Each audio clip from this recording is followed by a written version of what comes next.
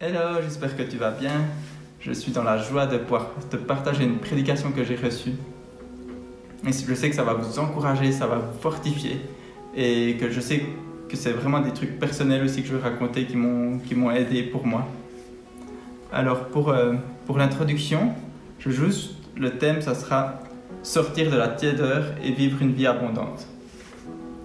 Alors je sais pas si ça t'est déjà arrivé, mais moi ça m'est arrivé plusieurs fois, où j'entendais un message sur le fait d'être passionné de Dieu, d'être fou amoureux de Dieu, d'être rempli de compassion pour les autres, d'avoir cette passion aussi pour la parole de Dieu. Et puis des fois j'écoutais ces messages, puis j'avais envie de vivre cela, j'avais envie de pouvoir vivre comme ceux qui comme ces héros de la foi dans la Bible. Mais souvent des fois j'ai réalisé que même si c'est ce que j'avais envie de vivre, au fond de moi, j'avais pas cette passion pour Dieu. J'avais pas cette compassion pour les autres qui me poussait à agir. Même si des fois j'ai de la peine à le reconnaître, mais je savais au fond de moi qu'il y a un truc qui clochait. Et souvent, ce que j'essayais de faire, c'est de faire plus, de faire mieux, d'essayer toujours de faire plus, de prier plus, d'essayer de plus lire la Bible. Mais souvent, ça me décourageait parce que j'essayais, mais j'arrivais pas. Ouais, je voyais qu'il y a un truc qui clochait. Je lisais ma Bible, mais il n'y avait rien qui se passait. J'avais pas ce feeling, cette passion. Et je pense que je suis tombé dans un des pièges que beaucoup de gens tombent, c'est un peu la piège du légalisme. C'est faire les choses par ses propres forces. Sans que tout ça en fait, soit guidé par l'amour, sans que tout cela soit guidé par la passion pour Dieu. Mais c'est juste essayer de faire pour être un bon chrétien. Puis en fait, il y a plusieurs problèmes à ça. Le premier, c'est dans 1 Corinthiens 13, vous pouvez lire le passage chez vous, c'est vraiment un passage qui parle d'amour et qu'en fait, peu importe ce qu'on fait, si on le fait sans amour, ça ne sert à rien. On peut avoir la foi, on peut aider les autres, on peut donner de l'argent, on peut soutenir le pauvre, mais si on fait tout ça sans amour, ça ne sert à rien en fait. Et une deuxième chose, c'est que ça amène souvent au découragement ou à l'épuisement. On fait, mais on ne se sent pas renouvelé intérieurement. C'est comme si on faisait les choses, c'est comme si un travail un peu forcé qu'on faisait, et sans passion. Et du coup, ça nous fatigue. Et ça pousse à venir beaucoup de jugement. On fait par nos propres forces, du coup, on a l'impression de mériter une certaine fierté, une certaine chose, et puis quand les autres font pas ces efforts, on a tendance à les mépriser. Alors on dira, regarde, je suis meilleur qu'eux parce que je fais ces choses. Parce qu'on essaye tout faire on essaye par notre propre mérite. Et souvent, ce qui nous pousse à agir au final, c'est l'orgueil. C'est de faire les choses par mérite, pour mériter d'être sauvé. Ça peut être aussi la culpabilité. Tu as l'impression de ne pas être assez bien, de ne pas être assez ceci, de ne pas être assez cela. Alors tu fais les choses par culpabilité. Ou bien par honte, tu as peur devant les autres chrétiens de montrer tes faiblesses ou de montrer que tu as envie d'être dans le moule, en fait, d'être comme les autres. Et du coup, tu vas te conformer aux autres, copier ce qu'ils font, prier comme ils prient, mais sans que ton cœur soit vraiment présent. Mais alors la question que j'aimerais poser, si c'est ton cas, quand c'est le cas, qu'est-ce qu'on fait ? Comment on fait pour retrouver cette passion de Dieu quand on réalise qu'on ne l'a pas au fond du cœur ? Si ce n'est pas par nos propres efforts, si ce n'est pas en faisant plus, alors c'est comment qu'on retrouve cette passion ? Et c'est vraiment de ça que je vais aborder aujourd'hui. Et je veux vraiment me baser sur un texte qui pour moi est fondamental. Et je pense que si on le vit, ce texte, ça va vraiment révolutionner notre vie. C'est dans Matthieu 6, 33. Alors je vais juste vous lire le texte. « Cherchez premièrement le royaume de Dieu et sa justice, et toutes ces choses vous seront données en plus. » Et par toutes ces choses, c'est tout ce qu'on peut essayer de vouloir rechercher humainement qui sont bien en fait. Ça peut être la nourriture, se vêtir, ça peut être une sécurité financière, un logement, un travail, une relation amoureuse. C'est toutes ces choses en fait. Et vraiment tout ce qu'on peut désirer. Et ce que ce passage nous dit, c'est vraiment de rechercher premièrement, avant toutes ces choses, de rechercher premièrement le royaume de Dieu et sa justice. Et ça, je pense, c'est une clé. Juste pour un peu le contexte de ce passage, c'est au début du ministère de Jésus, il y a une grande foule qui se rassemble autour de lui Et lui, il va en haut d'une montagne, ça s'appelle le sermon sur la montagne, justement. Et puis il commence à enseigner. Il aborde vraiment plein de sujets. Puis un peu au cœur de ce message, il parle principalement de la pureté d'intention, d'être vraiment pur dans ses intentions et de la foi. Et puis c'est vraiment à ce moment-là qu'il parle aussi de rechercher le royaume de Dieu en premier dans nos vies. Et pour moi, c'est vraiment aussi ce verset central pour vivre une vie abondante.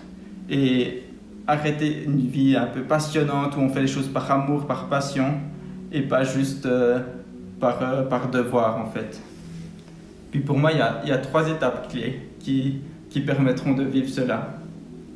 La première étape, qui est essentielle, c'est en fait de vraiment réaliser que les plans de Dieu sont les meilleurs pour ta vie. C'est pas juste de la théorie, mais que vraiment pratiquement, c'est la meilleure chose. Et quand on recherche justement en premier le royaume de Dieu et sa justice, alors Dieu va aussi nous donner toutes les autres choses qu'on a besoin.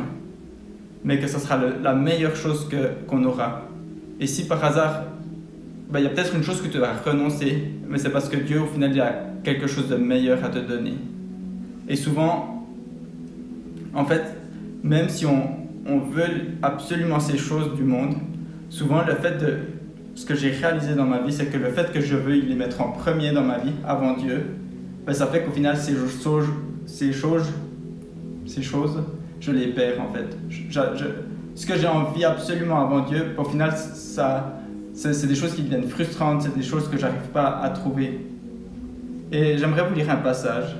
C'est dans Matthieu 16, 25. « Car celui qui voudra sauver sa vie la perdra, mais celui qui la perdra à cause de moi, dit Jésus, la retrouvera. » Puis c'est vraiment ça que j'aimerais parler. Si vous abandonnez ces choses à Dieu, vous les retrouverez en mieux en fait. C'est-à-dire que si vous les placez comme idoles dans votre vie au-dessus de Dieu, elles vont être fades. Et puis moi, je veux juste vous parler d'une expérience que j'ai pendant mes études. Moi j'étudie les maths à l'université, à l'EPFL, et puis c'est vraiment pas facile en fait. Puis il y a beaucoup de fois où j'étais vraiment un peu en retard, où j'avais des examens, et puis je me disais, faut vraiment que je bosse maintenant. Et je me focalisais tellement sur le fait de bosser, de réussir mes séries, de comprendre ce cours, que je voyais plus, ça devenait la priorité dans ma vie. Ça devenait la grande chose qui prenait la place sur Dieu en fait. Et le fait que j'ai mis ça avant Dieu, en fait, ça fait que je voulais tellement bien faire qu'au final, je voulais faire trop vite en fait. J'essayais d'apprendre, mais je voulais apprendre tout en même temps. Puis au final, ça devenait vraiment confus dans ma tête. Puis j'arrivais plus à avancer. Et ça m'a vraiment amené au découragement plusieurs fois. Et c'est là que j'ai appris que vraiment, il faut remettre toutes choses à Dieu. Qu'en remettant à Dieu, ça devient léger. Après, je peux prendre les choses une par une, prendre le temps de les faire et bien les faire, bien les comprendre. Et puis justement, le fait de vouloir absolument réussir mes études, au final, si j'avais persévéré là-dedans, en oubliant Dieu, je les aurais ratés. Et c'est ça aussi que ce verset dit. Si vous voulez absolument quelque chose dans votre vie au point d'en faire une idole, au final, cette idole, elle sera perdue en fait. Ça vous amènera de la frustration. C'est-à-dire que si vous abandonnez cette chose à Dieu, Dieu va vous la redonner de manière bien meilleure. Mais ça là, c'est aussi pour les idoles, mais ça peut aussi pour les relations, c'est la même chose en fait. Si vous placez une relation, que ce soit votre conjoint, votre fille, votre père, un ami de boulot avant Dieu, ça risque de nuire même à cette relation en fait. Je veux prendre l'exemple d'une mère qui veut surprotéger son enfant parce qu'elle veut trop en prendre soin. Puis le fait qu'elle le surprotège, c'est comme si cet enfant il se sent oppressé en fait. Il se sent plus libre. Et puis ça peut amener même la division entre cette mère et son fils en fait. Alors je vous invite vraiment à réaliser que les plans de Dieu sont les meilleurs pour vos vies et à mettre Dieu en priorité. À vraiment être sincère et regarder au fond de vos cœurs qu'est-ce qui prend la place de Dieu. Et d'y renoncer et de prendre cette conscience habituelle que ah non mais si je ne renonce pas à ça devant Dieu, en fait cette chose, je vais la perdre. Et ça c'est la première étape qu'il faut avoir. La deuxième étape, qui est vraiment aussi très importante, c'est de rechercher activement le royaume de Dieu. Et pour ça, j'aimerais vous lire un passage. C'est un passage aussi, c'est juste après qu'il a dit recherchez premièrement le royaume et sa justice, et toutes choses vous seront données en plus. C'est juste quelques lignes après. C'est dans Matthieu 7 jusqu'au verset 9. Demandez et l'on vous donnera, cherchez et vous trouverez, frappez et on vous ouvrira. Car quiconque demande reçoit, que celui qui cherche trouve, et l'on ouvre à celui qui frappe. Et là, c'est en fait le fait de demander et frapper, c'est vraiment une clé. C'est vraiment essentiel en fait de comprendre bien ce verset, parce que c'est vraiment la clé. Quand quelque chose va mal dans vos vies, que vous sentez justement que vous n'avez pas cette passion, cet amour, que vous ne vous sentez même pas forcément aimé, qu'est-ce qu'il faut faire? Vous pouvez justement essayer de chercher, de faire plus, de travailler plus, mais ce n'est pas ça que Jésus propose ici. Ce que Jésus propose, c'est justement de demander, de frapper au cœur du Père pour lui demander cet amour, de frapper, de chercher Jésus pour le trouver. En fait, ce qui est essentiel, c'est vraiment ça que je veux en dire, la solution n'est pas en vous-même, mais elle est en Jésus. C'est ça qui est essentiel.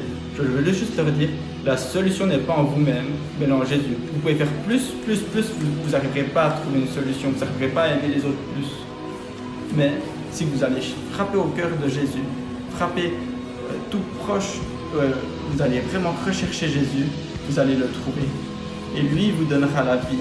Lui, il renouvelera vos pensées. Lui, il vous donnera de la compassion pour les autres. Et justement, au lieu d'en faire plus, allez rechercher Jésus. Demandez à Dieu cet amour. Demandez à Dieu de vous ouvrir, d'ouvrir vos cœurs, de vraiment recevoir cet amour aussi. Et en fait, pour faire ça, ça demande beaucoup d'humilité. Parce qu'il faut de l'humilité pour reconnaître qu'on a besoin de plus d'amour, qu'on a besoin d'être restauré. Ça demande de l'humilité pour reconnaître qu'on n'y arrive pas par nos propres forces. Ça demande aussi du courage. Parce qu'il faut du courage pour oser aller demander, pour oser aller rechercher quelque chose, pour oser chercher quelque chose qu'on sait qu'on ne peut pas faire par nos propres forces.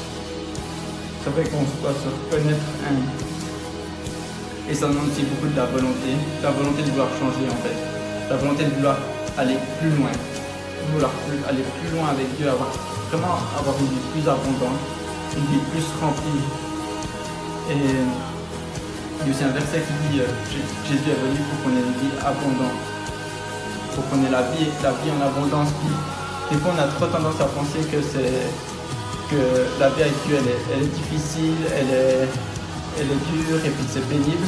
Oui, il y a des moments d'épreuve et des moments difficiles, mais la vie avec Jésus, elle est une vie abondante, elle est une vie remplie. Et de toute façon, que vous suivez Jésus ou pas, vous aurez des difficultés. La différence, c'est qu'avec Jésus, avec lui, vous serez rempli, vous serez restauré. Et il y a encore une troisième étape que j'aimerais vraiment aborder avec vous. Puis c'est vraiment une étape qui permet de rester dans la présence de Dieu, de vraiment suivre fidèlement le bon combat. Et la semaine passée, je ne sais pas si vous vous souvenez, avec la pasteur Camille, elle avait parlé des semences justement. Puis il y a une partie des semences qui tombent dans la terre, qui poussent, qui croient. Et c'est une belle semence, sauf qu'il y a les soucis du monde et toutes les inquiétudes qui viennent la submerger et elle ne peut pas porter de fruits. Et c'est de ça que j'aimerais parler dans cette troisième étape, c'est de sortir de l'inquiétude et de se lancer dans les plans de Dieu. Parce qu'alors que vous choisissez de sortir, de frapper à la porte du cœur du Père, de frapper jusqu'à qu'il vous ouvre la porte et qu'il vous donne ce que vous avez envie, en fait, il va faire germer des plantes dans vos cœurs. Ça peut être des projets, ça peut être des envies, des passions, des passions pour lire la Bible, des envies de faire des projets humanitaires pour aider les autres, ou bien des manières d'évangéliser. Il va donner toutes sortes de choses qui vont germer dans vos cœurs. Et le défi là, c'est de vraiment oser se lancer. Sortir de toutes les inquiétudes. Ah, mais je suis pas assez fort, je suis pas assez grand, je suis pas assez âgé pour commencer ça. Et tout remettre au lendemain.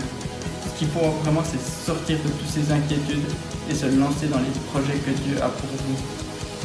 C'est vraiment ça la troisième étape qui est vraiment clé. Parce que sinon, en fait, vous allez rechercher Dieu, il va vous donner des choses, mais il y a les soucis du monde, il y a tout qui va venir les recouvrir et ça ne va pas porter du fruit. Et pour cela, j'aimerais vous lire dans Juge 6, verset 14. L'Éternel se tourna vers Gédéon et lui dit: Va avec la force que tu as et délivre Israël de la main des Madians. N'est-ce pas moi qui t'envoie? Et ce qu'il faut savoir, c'est que Gédéon, c'était pas un grand guerrier, c'était un jeune homme d'une famille sans importance.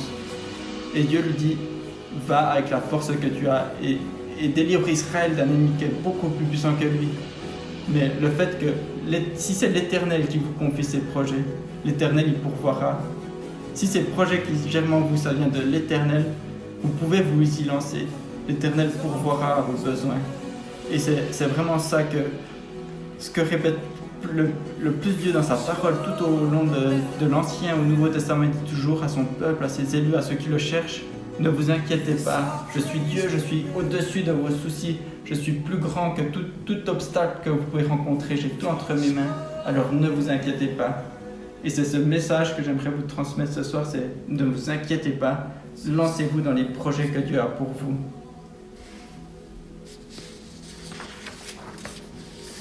Et pour conclure, j'aimerais dire que ces choses que j'ai dites aujourd'hui, c'est pas une chose à faire une fois dans sa vie, puis après c'est bon, c'est réglé. C'est vraiment à faire continuellement, à vraiment continuellement rechercher dans son cœur qu'est-ce qui est une idole, qu'est-ce qui prend la place de Dieu.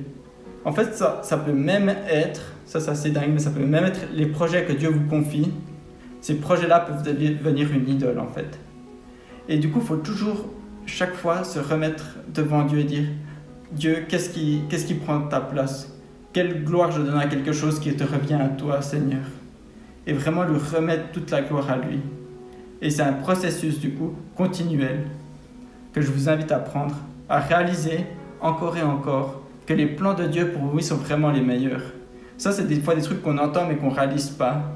Mais je vous invite vraiment à réfléchir sur vos vies, sur ce qui se passe et réaliser cela. Du coup, renoncez à toutes les idoles. Tout ce qui vient prendre la place de Dieu, les relations, le travail, les amitiés, peu importe ce que c'est, renoncez à ça. Et recherchez le royaume de Dieu et sa justice en premier, dans tous les domaines de votre vie, que ce soit les domaines financiers, le domaine émotionnel, le domaine relationnel, le travail. Recherchez en premier lieu le royaume de Dieu et sa justice. Et la troisième étape, se lancer dans les projets que Dieu vous met à cœur. Ne pas les retenir, ne pas être paralysé par la peur, mais vraiment vous lancer dedans. Laissez aucune peur vous freiner et on est ensemble. On est avec les chrétiens de l'église, on est ensemble, on est là pour se soutenir les uns les autres. Alors n'hésitez pas à demander la prière, demander des conseils, encouragez-vous les uns les autres. Et sur ça, je vous souhaite un bon dimanche, soyez vraiment bénis. À bientôt.